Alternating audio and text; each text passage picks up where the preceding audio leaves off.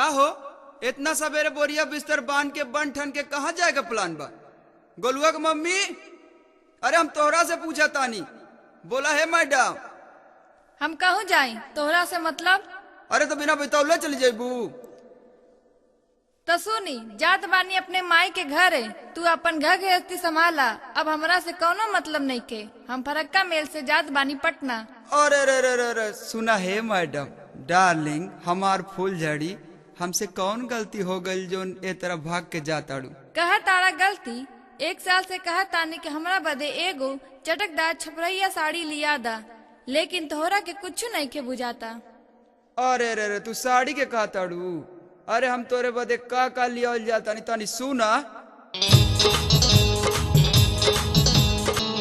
चूड़ी ले आइब, कंगना लाइब, लाइब गले कहा, मत जाए गोलू के मम्मी छोड़ के घर परिवार।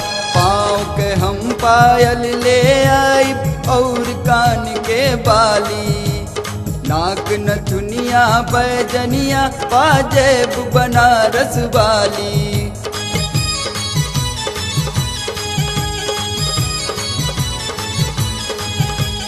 चूड़ी ले आइब, कंगना लाइब, लाइब गले कहार, मत जाए गोलू के मम्मी छोड़ के घर परिवार।